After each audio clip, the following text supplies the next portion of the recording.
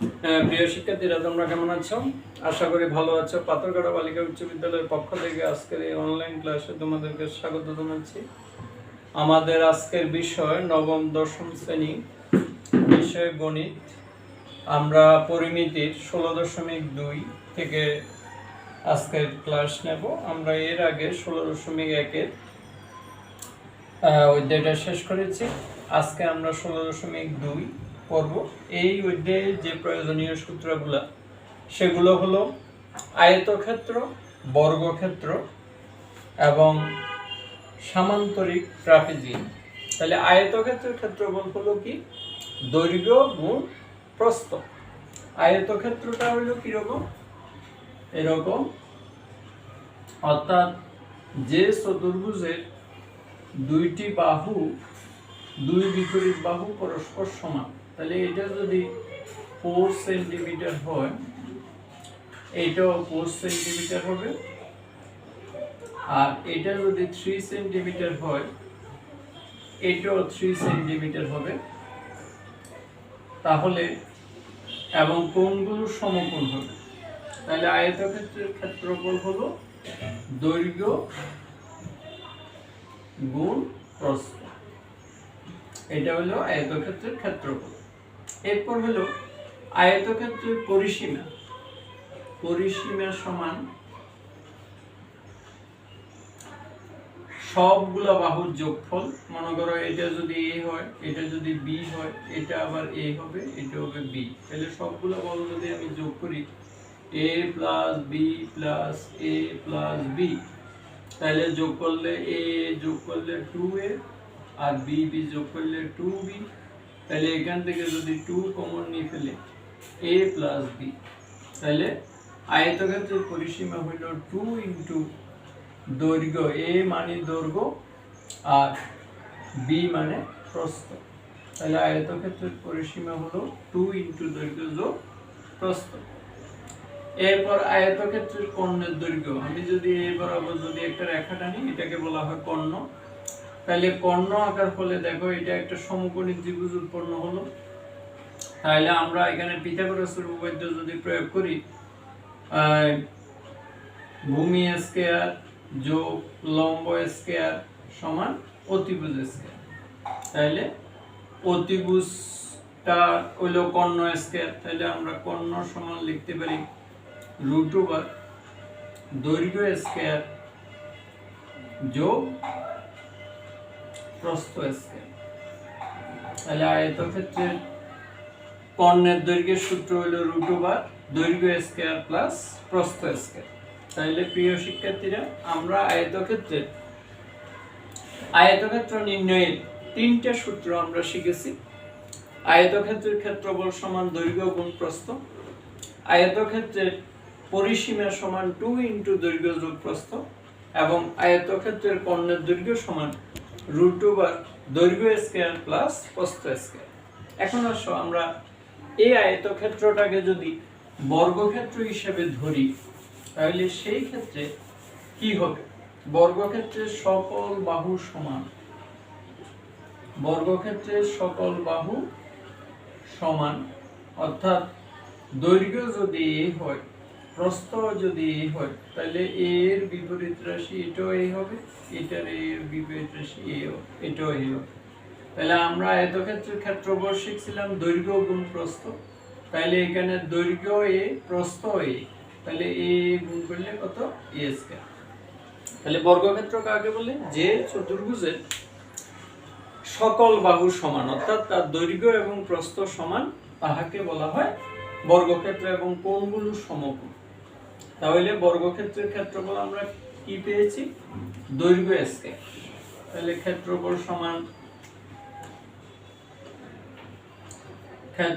সমান দৈর্ঘ্য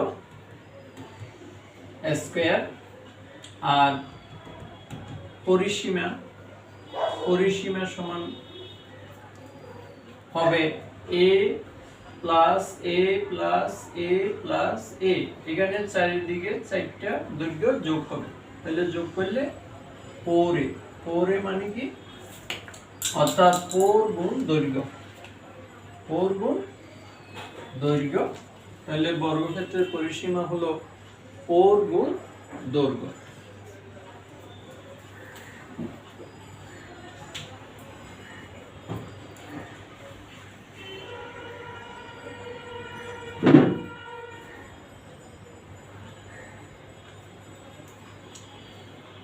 এরপর বর্গক্ষেত্রের কর্ণের দৈর্ঘ্য, তাহলে বর্গক্ষেত্রের কর্ণের দৈর্ঘ্য সমান √, দৈর্ঘ্য স্কয়ার মানে a স্কয়ার আর প্রস্থ স্কয়ার ও a স্কয়ার, তাহলে a স্কয়ার যোগ করলে 2a স্কয়ার, তাহলে 2 এর বর্গমূল হলো √2 আর a স্কয়ারের বর্গমূল হলো a, অর্থাৎ √2a।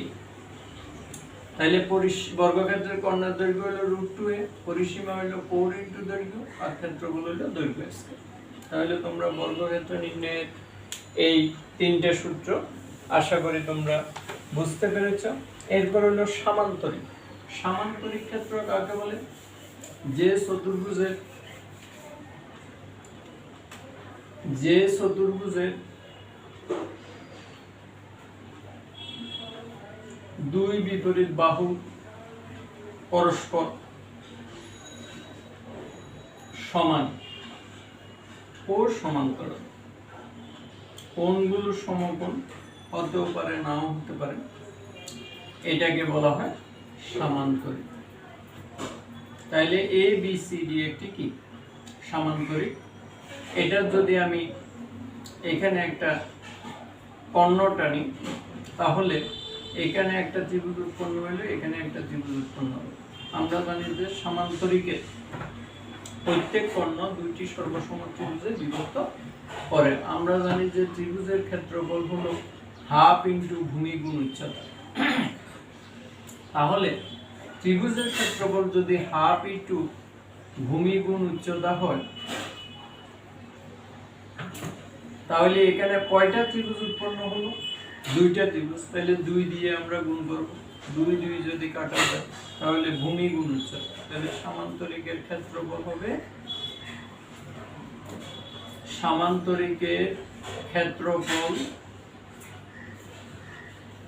সমান ভূমি গুণ উচ্চতা। সামান্তরিকের ক্ষেত্রফল সমান ভূমি গুণ উচ্চতা। এখন মনে করো আমি কর্ণটার উপর কর্ণকে যদি ভূমি ধরি, এটার উপর আমি যদি একটা লম্ব টানি তাহলে এটার ক্ষেত্রফল হলো ½ × AC গুণ D। তাহলে এটার উপর ক্ষেত্রফল যদি ½ × AC গুণ D হয়, তাহলে দুইটার বেলা কি হবে? 2 × ½ × AC গুণ D। এখন 2 কাটা গেছে, AC হইল কি কর্ণ আর D হইল বিপরীত কোণিক বিন্দু থেকে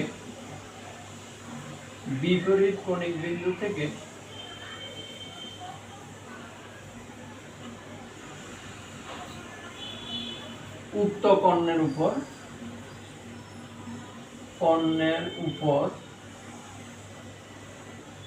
অঙ্কিত লম্বের দৈর্ঘ্য।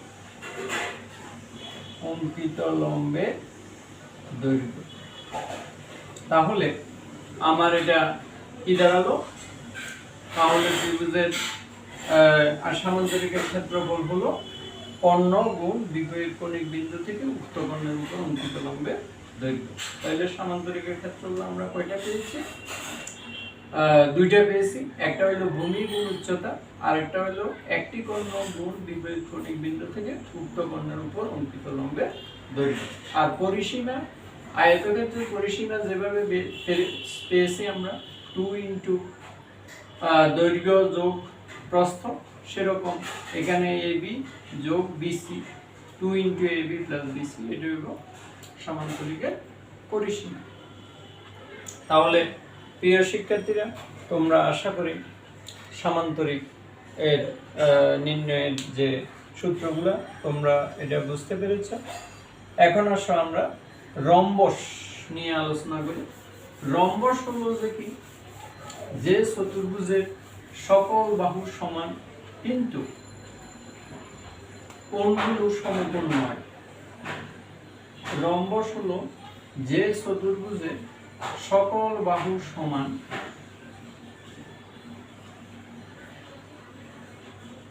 কিন্তু কোণগুলো সমকোণ নয়, যেমন এই দুইটা সূক্ষ্মকোণ, এই দুইটা হলো স্থূলকোণ, তাহলে সেটাকে বলা হয় রম্বস। আর রম্বসের ক্ষেত্রফল নির্ণয়ের সূত্র হলো, আমরা জানি যে রম্বসের কর্ণদ্বয় পরস্পরকে, এক নম্বর হলো রম্বসের কর্ণদ্বয় পরস্পরকে সমকোণে সমদ্বিখণ্ডিত করে,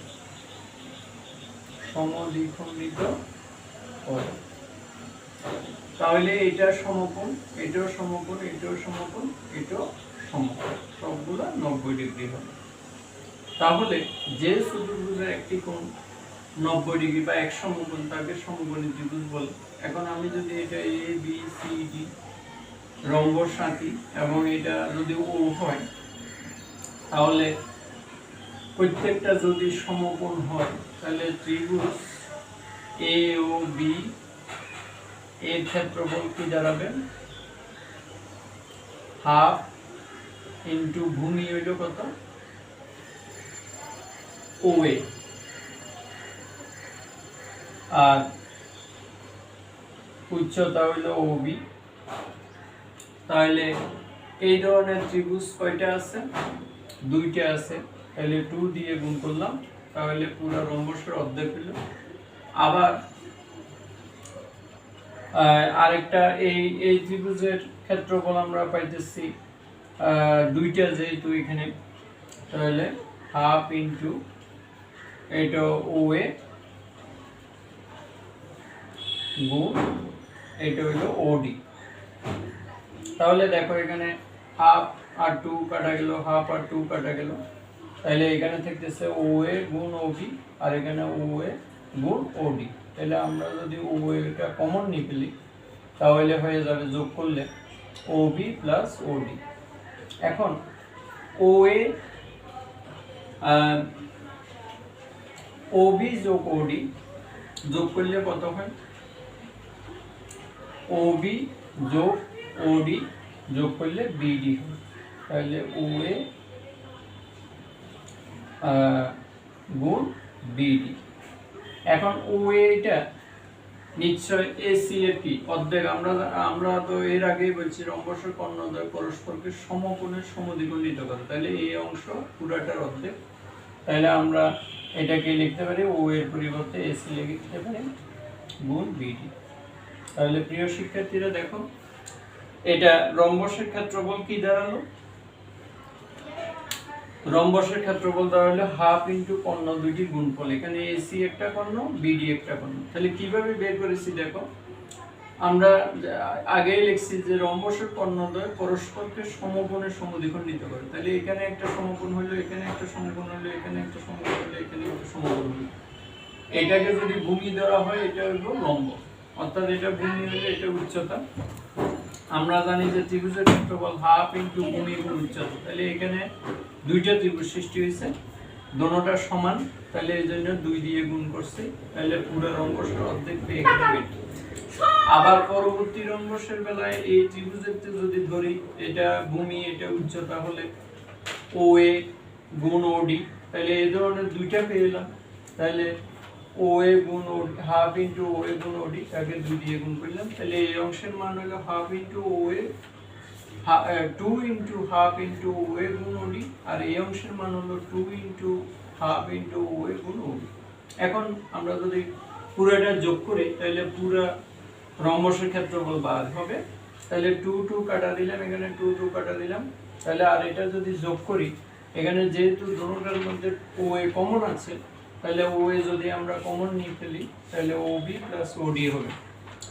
এখন ও এ আর ও বি প্লাস ও ডি যদি আমরা যোগ করি, ও বি প্লাস ও ডি যোগ করি তাহলে কি হয় বিডি, আমরা চিত্র থেকে পাচ্ছি বিডি আর ও এ সমান হাফ এসি লিখতে পারি, কারণ ও এটা এসি এর অর্ধেক, তাহলে হাফ এসি। তাহলে এখান থেকে আমার সর্বশেষ যে সূত্রটা দাঁড়ালো সেটা হলো হাফ ইন্টু এসি গুণ বিডি। তাহলে আশা করি তোমরা সামান্তরিকের রম্বসের ক্ষেত্রফল বুঝতে পেরেছ। রম্বসের ক্ষেত্রফল হলো হাফ ইন্টু কর্ণ দুইটির গুণফল। আর রম্বসের পরিসীমা আগের মতো বর্গক্ষেত্রের পরিসীমা যেভাবে পেয়েছি সেভাবে। এরপর হলো ট্রাপিজিয়াম। ট্রাপিজিয়াম হলো কি, যে চতুর্ভুজে ট্রাপিজিয়াম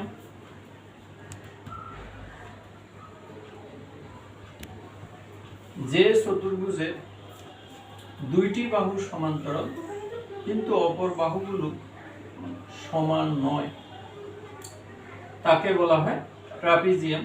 তাহলে এখানে আমি যদি এইভাবে একটা লম্ব টানি, এইভাবে একটা লম্ব টানি, তাহলে এই ট্রাপিজিয়ামের মধ্যে কয়টা ত্রিভুজ উৎপন্ন হলো? দুইটা ত্রিভুজ, এই একটা ত্রিভুজ, এই একটা ত্রিভুজ, আর এটা একটা আয়তক্ষেত্র উৎপন্ন হবে।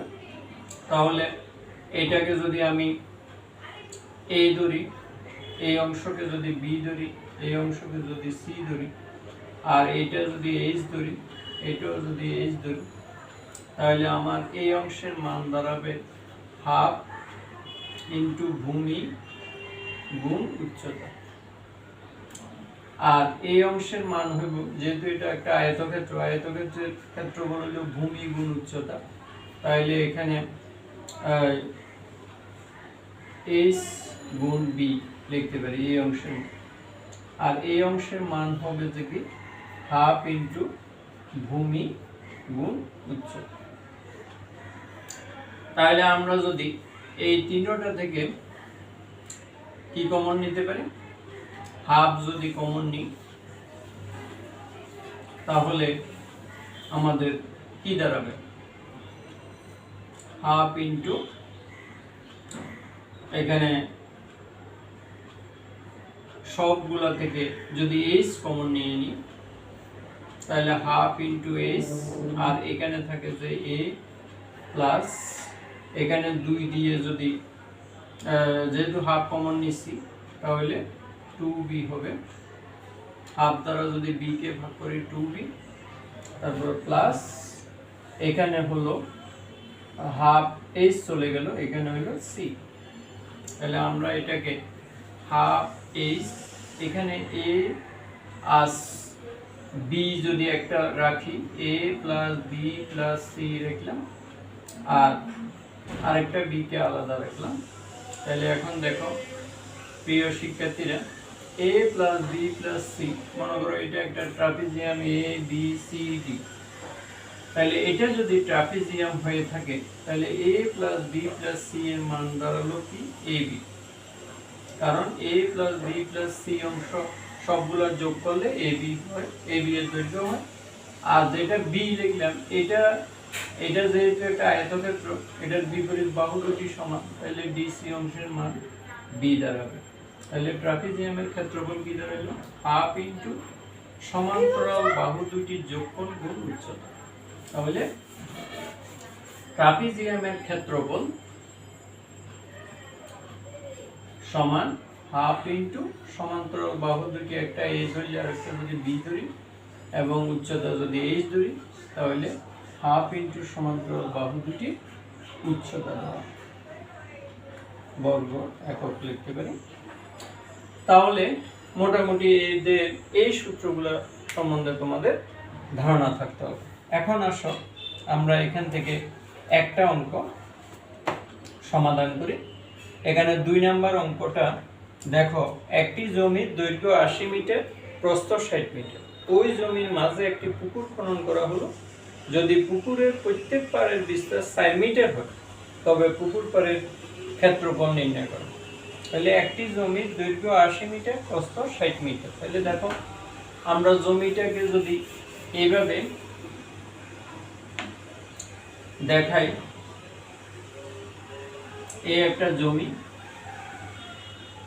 এই জমির দৈর্ঘ্য 80 মিটার, এটা যদি দৈর্ঘ্য হয় এইটাও দৈর্ঘ্য, আর এটা প্রস্থ হইল 60 মিটার, এইটাও 60 মিটার। তাহলে বলছে যে একটি জমির দৈর্ঘ্য 80 মিটার, প্রস্থ 60 মিটার, ওই জমির মাঝে একটি পুকুর খনন করা হলো। তাহলে এখানে যদি আমি মাঝখানে একটা পুকুর খনন করি, তাহলে পুকুর খনন করতে হলে এখানে একটা পাড় রাখতে হবে, আর এই পাড়টা জমির ভিতরে রাখতে হবে, কারণ অন্যজনের জমিতে পাড় দেওয়া যাবে না, অন্যজনের জমিতে মাটি ফেলানো যাবে না। এখানে বলছে পুকুর পাড়ের বিস্তার হলো 4 মিটার। তাহলে দেখো এটা যদি 4 মিটার হয়, এটাও 4 মিটার হবে, এটাও 4 মিটার হবে, এটাও 4 মিটার হবে। তাহলে অর্থাৎ এখানে আমরা মাটি ফেলেছি। এখন এটা যদি মাটি ফেলে দিই, তাহলে আমাদের পুকুরের দৈর্ঘ্যটা, যে পুকুরটা আমি খনন করলাম সেই পুকুরটা কমে গেল না? তাহলে আমাদের প্রথম কাজ হলো পুরা জমির ক্ষেত্রফল বের করা। পুরা জমিটা একটা আয়তক্ষেত্র, আবার পুকুর যেটা খনন করেছি সেটাও একটা আয়তক্ষেত্র। পুরা জমির ক্ষেত্রফল থেকে যদি পুকুরের ক্ষেত্রফল আমি বাদ দিয়ে ফেলি, তাহলে পুকুর পাড়ের ক্ষেত্রফল বের করতে পারবো। তা আমাকে বলছে পুকুর পাড়ের ক্ষেত্রফল নির্ণয় করো। তাহলে চলো আমরা এই সমস্যাটি সমাধান করি। তাহলে দেওয়া আছে, এটা হলো 2 নম্বর প্রশ্ন, অনু 16.2। তাহলে দেওয়া আছে আয়তাকার বাগানে, এটা আয়তাকার জমির, আয়তাকার জমির দৈর্ঘ্য সমান 80 মিটার এবং প্রস্থ সমান 60 মিটার। সুতরাং উক্ত জমির ক্ষেত্রফল, উক্ত জমির ক্ষেত্রফল সমান কত? দৈর্ঘ্য গুণ প্রস্থ, মিটার মিটার গুণ করলে বর্গ মিটার হবে। তাহলে আমরা যদি এটাকে গুণ করি, 6 কত? 48, আর 0 2টা বসে দেব, এত বর্গ মিটার হবে। এখন এই জমির মাঝে পুকুর খনন করা হয়েছে, পুকুরের বিস্তার রাখা হয়েছে 4 মিটার। তাহলে লিখবে যেহেতু পুকুর পাড়ের বিস্তার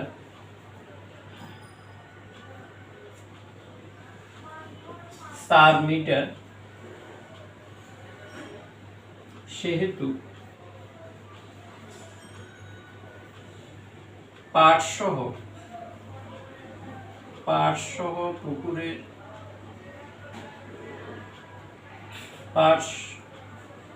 পাড় বাদে পুকুরের দৈর্ঘ্য, এটা যেহেতু পাড়টা বাইরে, তাহলে পাড় বাদে পুকুরের দৈর্ঘ্য সমান দৈর্ঘ্য, পুরা জমির দৈর্ঘ্য ছিল 80 মিটার, তার থেকে 2 দিকে 4 মিটার করে বাদ যাবে। তাহলে 2 দিকে, একদিকে যদি 4 মিটার হয়, 2 দিকের হলো 4 গুণ 2 মিটার, সমান হবে 8, তাহলে 72 মিটার।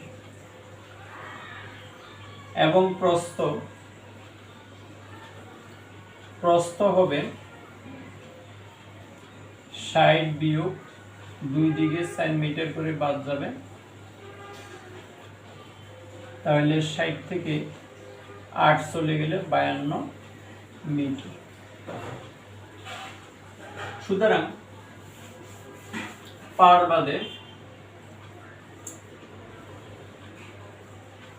বাদে পুকুরের ক্ষেত্রফল, পাড় বাদে পুকুরের ক্ষেত্রফল সমান কত হবে? 72 গুণ 52 বর্গ মিটার। তাহলে 72 এবং 52 যদি আমরা গুণ করি তাহলে কত হবে? 2 দুগুণে 4, 7 দুগুণে 14, 5 দুগুণে 10, 5 7 35, 36, 4 4 7 3। তাহলে কত হইল? 3744 বর্গমিটার।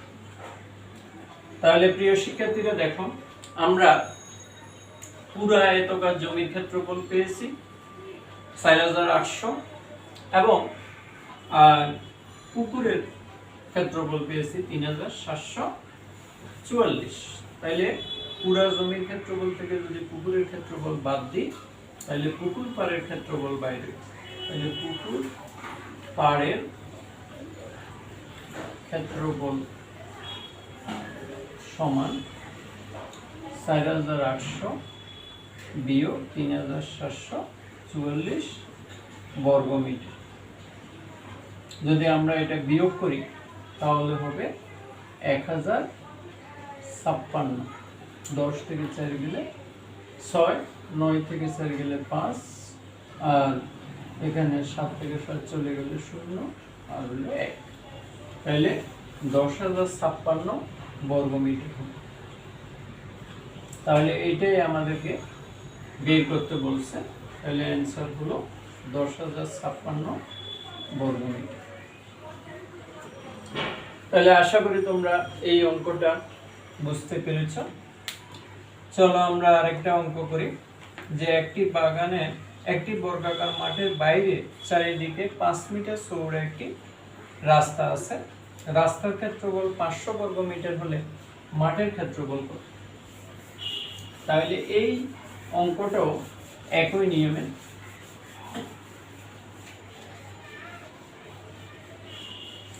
একটি বর্গাকার মাঠের বাইরে 3 নম্বর অঙ্কটা তোমরা বাসায় করবে, এই নিয়মেরই হবে।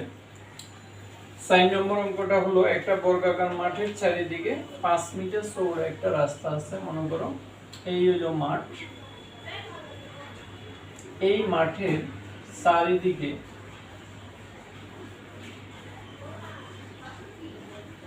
5 মিটার চৌড়া একটি রাস্তা আছে। রাস্তার ক্ষেত্রফল 500 বর্গমিটার। তাহলে এটার ক্ষেত্রফল 500 বর্গমিটার দেওয়া আছে। আর 5 মিটার করে চৌড়া, এটা হলো 5 মিটার, এটাও 5 মিটার। 5 মিটার করে চৌড়া রাখা হয়েছে। এরপর বর্গাকার মাঠের দৈর্ঘ্য কত সেটা দেনে। তাহলে যেহেতু এটা বর্গাকার মাঠ, তাহলে বর্গাকার মাঠের প্রতিটা বাহু সমান।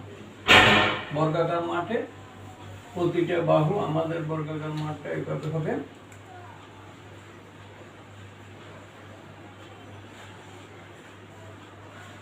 তাহলে এখন বর্গাকার মাঠের দৈর্ঘ্য বলা হয়নি, তাহলে আমরা লিখব, মনে করি এটা হলো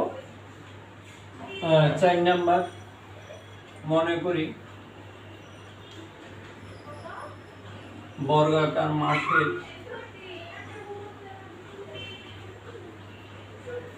দৈর্ঘ্য, দৈর্ঘ্য বলতে যে কোনো একটা দৈর্ঘ্য বোঝায়। দৈর্ঘ্য সমান a মিটার।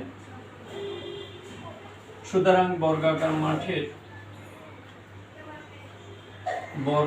মাঠের ক্ষেত্রফল কত হবে? a স্কয়ার বর্গমিটার। কারণ বর্গক্ষেত্রের ক্ষেত্রফল হলো 1 বাহু হোল স্কয়ার। তাহলে যেহেতু মাঠের বাইরে চারদিকে 5 মিটার চৌড়া একটি 5 মিটার চৌড়া একটি রাস্তা আছে, সেহেতু রাস্তা সহ মাঠের ক্ষেত্রফল রাস্তা সহ মাঠের ক্ষেত্রফল হবে, বর্গাকার মাঠের দৈর্ঘ্য ছিল আগে x, এখন দুই দিকে 5 মিটার করে রাস্তা আছে, তাহলে পুরাটার উপর হোল স্কয়ার হবে বর্গ মিটার সমান x + 10 হোল স্কয়ার বর্গ মিটার। এখন প্রশ্ন মতে রাস্তা সহ বর্গাকার মাঠ থেকে মাঠের ক্ষেত্রফল যদি আমরা বাদ দিই তাহলে রাস্তার ক্ষেত্রফল বাইরে। প্রশ্ন মতে x + 10 whole square - x square সমান মাঠের ক্ষেত্রফল 500, রাস্তার ক্ষেত্রফল 500। কারণ আমাকে রাস্তা সহ মাঠের ক্ষেত্রফল থেকে যদি মাঠের ক্ষেত্রফল বাদ দিই রাস্তার ক্ষেত্রফল বাইরে, আমাকে রাস্তার ক্ষেত্রফল দিয়ে দিচ্ছে প্রশ্নের মধ্যে, তাহলে আমরা রাস্তা সহ মাঠের ক্ষেত্রফল বিয়োগ রাস্তার ক্ষেত্রফল সমান 500 লিখলাম। এখন এটার সূত্র হলো x square plus 20x plus 10 বর্গ 100 minus x square equal to 500। এখন এখানে x স্কয়ার যদি কেটে দিই তাহলে 20x সমান হবে 500 বিয়োগ 100 বা 20x সমান 400। এটাকে যদি আমরা 20 দিয়ে ভাগ করি তাহলে x সমান 20। তাহলে x সমান যদি 20 হয় তাহলে আমাকে বের করতে হবে মাঠের ক্ষেত্রফল। তাহলে সুতরাং মাঠের ক্ষেত্রফল সমান